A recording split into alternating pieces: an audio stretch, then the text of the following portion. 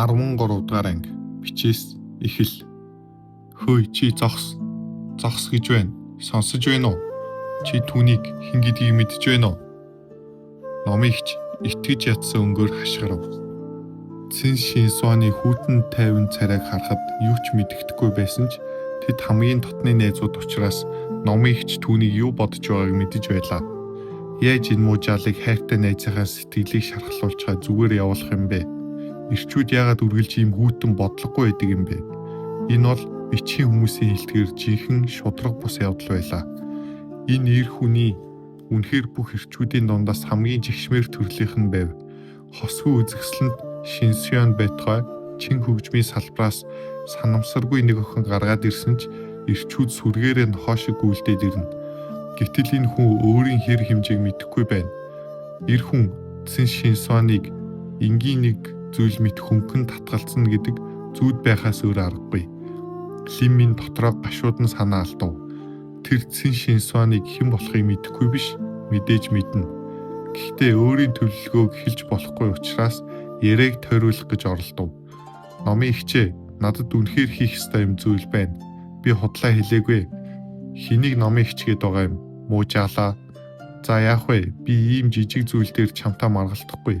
Би өршөөл үзүүлээд чиний хийх ёстой тэр өчүүхэн ажлыг чи хийлгэх хэдэн зарц явуулъя. Номын ихч гараа бэлхүүстэн дээрээ тавин Лин миний урд зогсоод замыг нь хаав.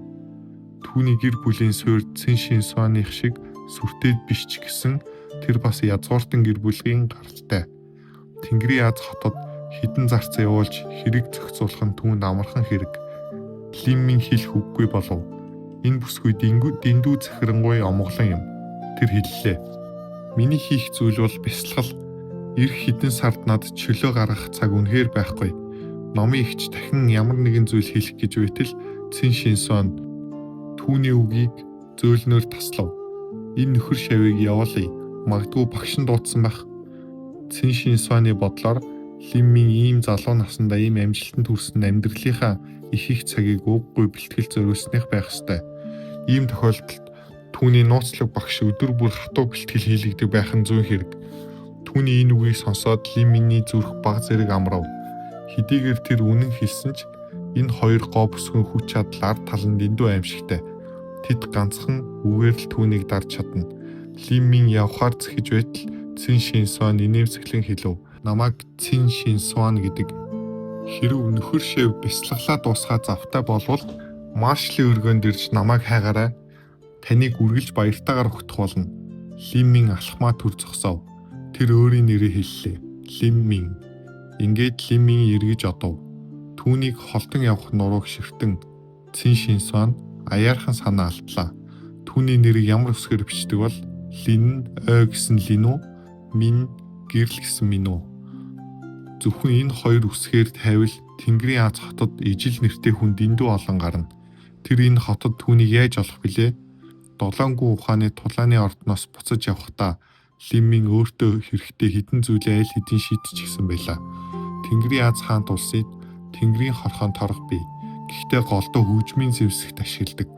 Түүний тулааны урлагийн суурьтай хүн шууд хайж худалдаж авахд хэцүү. Харин Лин шауднаар гэр бүлдээ хэлүүлж авахулж болно. Лин овог тийм том гэр бүлд хөгжим тоглолтын үн заавал бий. Зах зээлийн үнээр нь төлбөл олж авахд хэцүү биш.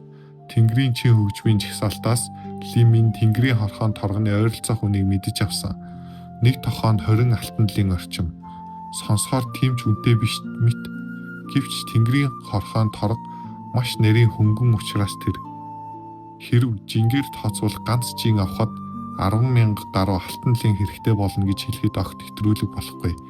Лин минь ердөө 70 алтан лин үлдсэн. Тиймээс тэр 3 тохиол авч чадна. Үзэсгэлэн худалдаан дээр тэр 800 алтан лин зарцуулж асар их материал авсан. Гэтэл ердөө 3 тохой Тэнгэрийн хорхоон торго 60 алтан лин хүрнэ. Энэ 3 тохой торго бараг жингүй шахам хөнгөн байх боловч үнэн нь үнэхээр аимшигтай өндөр гэдгийг батлана. Лин минь орны толгой дээр хуанлын хатгав. Үлдсэн өдрийн тоогоор хуудаснуудыг бэлтжээ. Тэр өдөр бүр нэг хуудсыг урьж хаяна. Эхний сард бичээсийн техникээ дадлагжуулна. Дараагийн 2 сард хэрэгтэй юмыг худалдаж аваад галзуу мэт бясалгана.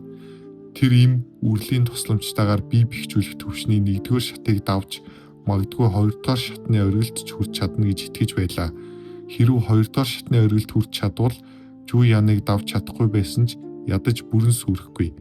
Жинхэнэ их хүчээ ашиглан 100 гаруй удаа дадлага хийсний эцэст Лимми эцэст нь материал оролцуулсан жинхэнэ бичээсийн алхамд орлоо.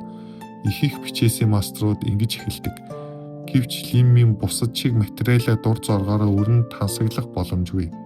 Тэр оролдлого бүрийг хамгийн нягхуур, хамгийн анхааралтай хийх ёстой.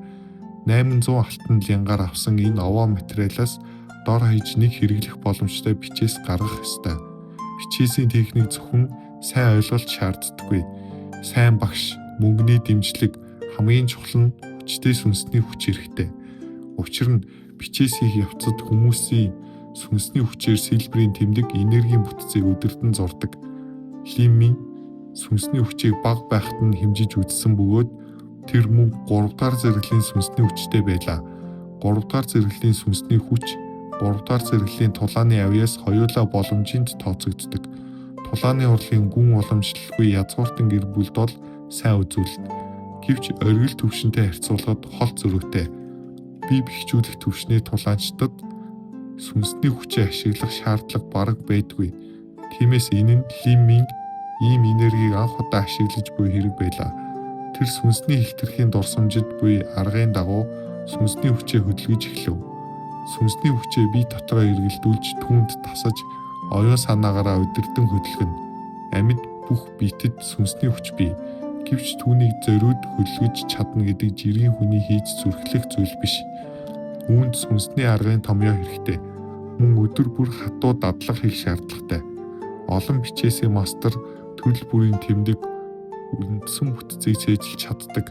Гэвч сүнсний аргын томьёог хангалттай судлаагүй бол сүнсний хүчээ ашиглаж чаддаггүй.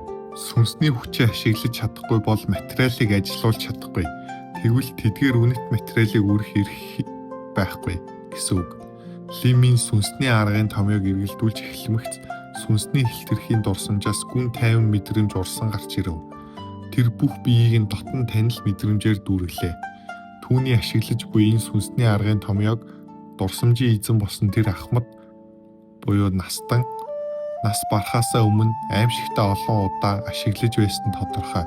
Ийм танил мэдрэмжийн ачаар Лиммийн өөрөө насан туршдаа бичээсийн техникээр хичээлсэн мэт санагдав.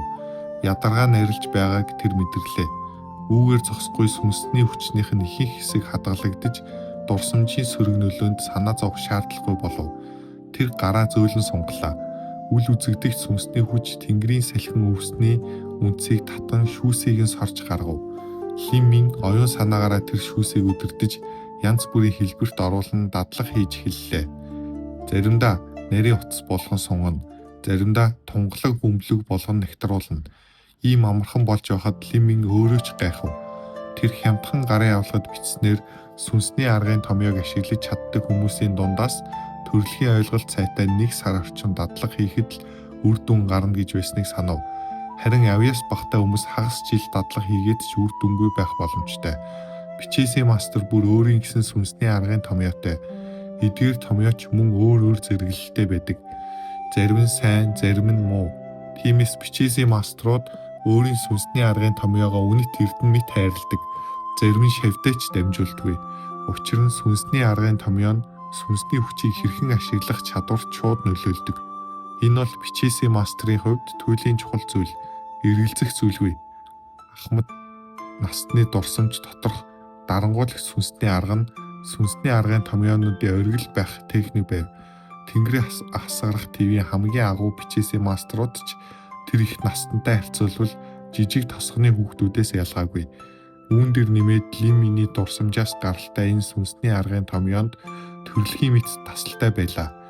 Боддоор авч үзвэл түүний 3 дахь зэрэглэлийн сүнсний авьяас 4 дахь зэрэглэлтэй бүр 5 дахь зэрэглэлтэй ч дүүж мэднэ. Энэ бол дурсамжаас үлдсэн үнэт техникүүдийн хүч. Түүний 5 хуруу хялбархан энгийн нэгэн гарын барил үүсгэв. Сүнсний хүчний давлгаа тэнгэрийн салхин өвсний шүүсний тусал руу орлоо. Лиммийн хуруу агаарт нэг шугам татхад тэр нь очмит гэрэлтэв. Сүнсний хүч тэнгэрийн салхин өвсний шүүстэй харилцан нэгдэж хурдан хугацаанд үзэсгэлэнтэй нууцлаг нэгэн бичээсийн тэмдэг болон нэгтарч бүрэлдэв. Тэр бичээсийн тэмдэг хумснаас ч жижиг, гэвч дотроо нарийн төвөгтэй энерги агуулж байлаа. Ижил бичээсийн тэмдэг байсан ч хэлбэрийн өчүүхэн ялгаа, ашигласан техник, сүнсний хүчний хэмжээ зэрэг олон хүчин зүйлээс шалтгаалж 10,000 бичээсийн мастер зурвал 10,000 өөр илрэл гардаг. Тэдгээрийн донд гүн өнгөц сайн муу ялгаа бий. Лимин өөрийн бүтээсэн энэ бичээсийн тэмдэг хогоо эрдэнэ үү гэдгийг ялгаж мэдэхгүй байв. Гэсэн ч үр дүндээ сэтгэл хангалуун байлаа. Тэр дараагийн бичээсийн тэмдэгээ бүтээж эхлэв. Тэр зөвхөн Тэнгэрийн салхин өсний шүүсний хагас туслыг л ашигласан байсан тул үлдсэн хагас тусал нь байв. Хуруугаад мушгиж дахин нэг гарын барил үүсгэн үлдсэн хагас тусалтаа сүнсний хүчээр нэгтруулж эхэллээ. Гэвч тэмдэг дөнгөж гэрэлтэх мөчөд Лимийн сүнсний хүч үйл ялыг савлав. Үүнээс болж гарах хүч нь алдагдлаа. Лимийн тэр хагас тусал шингэн агаарт үнс болон сарнихыг харахаас өөр аргагүй боллоо. Тэр гүн санаа алдаж шүдээ зов. Ердөө ганц тусал шүүс гаргахын тулд ойролцоогоор нэг жин үндэс хэрэгтэй. Тэдгээр үндэс хэдэн 10 алтан лингийн үнэтэй. Энгийн ард айлын бүтэн сарын орлоготой тэнцэх мөнгө. Итгэхэд бэрхж бичээсийн техникийг дөнгөж сурч эхэлсэн хүмүүсийн хувьд сүнсний хүч тогтвортой байх бараг боломжгүй. Тиймээс бүтлгүйт л өдөр тутмын зүйл. Харин амжилт л жинхэнэ гайхамшиг байлаа. Нүд ирэмхийн зур хэдэн алтанлын агаарт ууршуулчихв. Нэг өдөр бичээсийн техникээр дадлага хийхэд хэдэн зуун алтанлын үрхэн инүүхэнд. Энэ үнэхээр мөнгө шатаажгүй хэрэг. Бүтлгүйтлийн амт шинэхэн хിവэр байсан тул Лимийн олон болгоомжтой болов. Тэр хурууга дахин хөдөлгөж гарын барил үүсгэв. Нэг нэгээрээ бичээсийн тэмдгүүд түүний гараас төрөн гарч эхэллээ. Мэдээж амжилтаасаа бүтлгүйтэл нь илүү олон байв. Гэвч цаг өнгөрөх тусам бүтлгүйтлийн тоо айжмаар багасаж эхлэв. Бичээсийн тэмдэг олноор бүтээх тусам Лимийн өөрийн сүнсний хүчээ дэндүү бага гэдгийг мэдэрч эхлэв. Энэ нь түүний бие бэхжүүлэх төвшний 1-р шаттай холбоотой. Дээд төвшний жинхэнэ их хаосын арга, дарангуйлагч сүнсний арга хоёрын дэмжлэгтэй байсан ч тэр удаан үргэлжлүүлж чадахгүй байлаа. Ийм өчүүхэн сүнсний хүчээр Лимийн өмнөх шиг амархан бичээсийн тэмдэг үүсгэж чадсангүй. Түүнээс гадна сүнсний хүч дутагдсанаас тэмдгүүд илүү олон алдаа гарч эхэллээ. Алдаа гарах бүрд сүнсний хүч дахин дэмий өргөдөнө. Сүнсний хүч улам шахагдах үед Лиминий бичээсийн үйл явц дөнгөж талдаа л орж байв. Гэвч тэр аль хэдийн тогтвортой байлгахад хэцүү болж эхэлжээ. Өөрөө ч анзаараагүй байхад бие доторх сүнсний хүч нь бараг шахагдлаа. Гинэт толгой нэргэж урдах бичээсийн тэмдгүүд чичирхийлв. Тэд хагарахын ирмэг дээр ирлээ. Лиминий зүрх хүчтэй зөглөв. Тэр даруй сүнсний хүчээ тогтворжууллаа. Агшин зур алган хөлсөөр бүрхэгдэв. Бараг бүх зүйлийг боллох шахлаа. Хэдэн 10 алтанлын дахин алга болох байв. Гэвч Лимийн хөлсөнд норсон энэ хүнд замын төгсгөлд гэрэлтэх алтны савыг харж байлаа.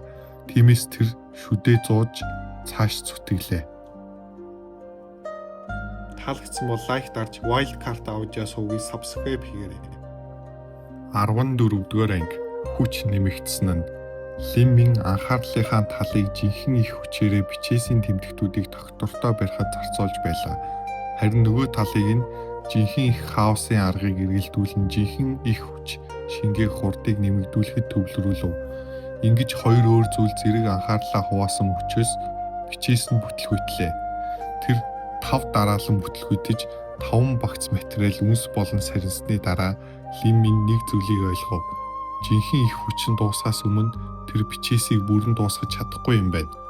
Ийм удаан хугацааг дэмий өрсний эцэс тэр сүнсний хүчээ таслав. Агаарт үлдсэн тэмдэгтүүд чичирхийлж дараа нь дараалан дэлбэрэн гялалдсан оч болон сарнив. Тэр үзэсгэлэнт гэрлийг хараад Лиминий зүрх хатгах мэт өвдлөө. Эн чинь мөнгө шүү дээ. Бүгд түүний мөнгө. Анхны оролдогоор амжилт олно гэж тэр хүлээгээгүй. Гэвч ийм их алт алдна гэж түүнд үнэхээр хүнд тусч байлаа. Аз болоход тэр хамгийн ховор, хамгийн үнэтэй материал болох Тэнгэрийн хорхоон торгыг ашиглах шатанд хараахан хүрээгүй байв.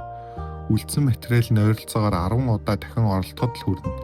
Хэрв тэр хугацаанд нэг л бичээс бүтээж чадахгүй бол тэр бүрэн хоосорч цааш үргэлжлүүлэх боломжгүй болно. Хэрв өөр бичээсээ мастер түүний энэ бодлыг сонссон бол бараг цусаар ханиалах байсан биз. 10 удаагийн дотор амжилт олно гэж үү? Ямар тэнэг мөрөөдөл вэ? Эн чинь түүний анхны бичээсээ оролдлого. Дараагийн 10 удаад бүрэн бичээс бүтээх нь байтугай жирийн бичээсэн шавь ганц амжилттай шугам татхад ч хэцүү байдаг. Лимийн шатаж өмс болсон материалын үлдэгдлийг цуглуулад сая гаргасан алдаануудаа нэг нэгээр нь эргэн бодож эхлэв. Насны дурсамжаас өвлөж авсан мэдлэг буруу биш. Гол асуудал нь тэдний сүнсний өвчний ялгаа дэндүү их байлаа. Тэр хамгийн энгийн бичээсийг ч бүрэн дуусгаж чадахгүй байж мэднэ. Насны дурсамждах эдгээр бичээсийн техник түүнд энгийн хөнгөн зүйл байсан байж магадгүй. Гэвч тэнгэр асгарах твд бол тэдгээр нь харьцангуй нарийн тэнгэрлэг техник хэвээр хэрэг бүрэн зурж чадвал энэ нутгийн бичээсийн маструуд хүртэл цочирдох нь гарцаагүй. Бүтлгүйтлийн шалтгаанаа дүгнсний дараа Лимийн арга зам бодож эхлэв. Тэр богино хугацаанд өөрийн сүнсний хүчийг нэмэгдүүлж чадахгүй. Гэхдээ хийж чадах нэг зүйл бий. Алдаагаа аль болох багасгах. Учир нь алдаа бүр сүнсний хүчийг дэмий өрнө. Алдаа баг гаргавал материал мөнгө хэмнэгдэнэ. Түүнээс гадна ашиглах сүнсний хүч ч илүү үлдэнэ. Ингэж бодоод Лимийн материал ашиглахаа болов. Харин сүнсний хүчийг ашиглан дахин дадлага хийж эхэллээ. Яг л бодлогүй хөдөлдөг хүмүүст. Түүний санаа маш энгийн. Сүнсний хүч ашиглахад мөнгө орохгүй. Бие махбодд ч харьцангуй хөнгөн.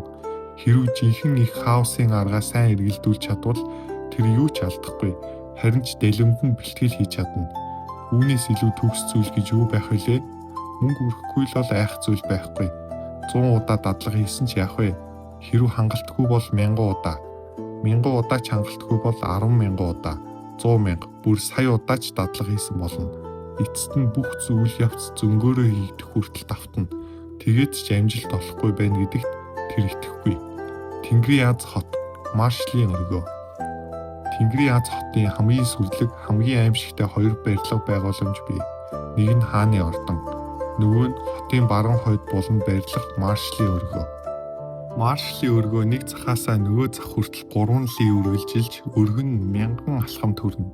Хадан хүрхрээ үзэгслэн цэцгэс мушигран тахирлах цэцэрлэгт хүрээлэн усан дээрх тоо томшгүй асар гээд үнэхээр амьсгаа давчтам үзэгслэнтэй газар байлаа. Одоо Маршлийн өргөөний номын асарт урт дээл өмсөн нэгэн өвгөн алтан хүрээтэй шувууны тор барин зогсно. Түүний хажууд цагаан хувцастай дүлгүүн төрхтөө нэгэн охин зогсож байлаа. Тэр бол Цин Шинсон. Өө, тийм хүн үнэхээр байдаг гэж үү? Чи хүртэл түүнд дараахнаар ялагдсан гэж үү? Цин Шинсон ёсорхон толгойд хөв. Өвгөн бол түүний багш.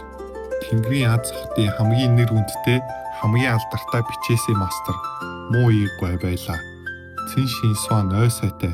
Тэр болсон бүх явдлыг нэг бүрчлэн өгүүлв. Лиминий хэлсэн үг бүрийг хүртэл алдалгүй ярьжээ. Өвгөн сонсох тусам царай нь улам нухацтай болов. Эхэндээ тэр шав өхнөө хэн нэгэнд үд сэтгэлэн татагдж түүнийг хит дараахнаар магтаж байна гэж бодсон. Гэвч одоо сонсоход Цин Шинсон үнэхээр доогуур байжээ. Түүнээс гадна тэр залуугийн мэдлэг хит их, туршлага нь хит гүн. Ийм мэдлэг Тэнгэрийн Аз хаан тулсад байгаа хүнээс гарах магадлал бага. Харин илүү өндөр хөгжилтэй нутгаас ирсэн эртний мастрын үг мэт санагдана. Цин Шинсоны яриагаа дуусгаад Лимийн суурь шугам, сүр тэмдэгтүүдийг ямар хэлбэр, ямар урсгалтай зурж байсныг тайлбарлав. Тэр бол өөрийнх нь хийж чадах зүйл биш байлаа. Сүнсний хүчээр суурь шугам зурж нэг л удаа зогсолтгүй. Бүр цэг бүрийн энергийн нарийн өөрчлөлтийг атгаж чадна гэж үү? Эн чинь юу гэсэн үг вэ? Мои гайхсан өнгөөр хэлв. Мои гүнзгий амьсгаа авав. Тэр өөрөө ч иймэрхүү зөнгөөрөө зурх төлөвт хүрэхийг үргэлж мөрөөддөг байсан.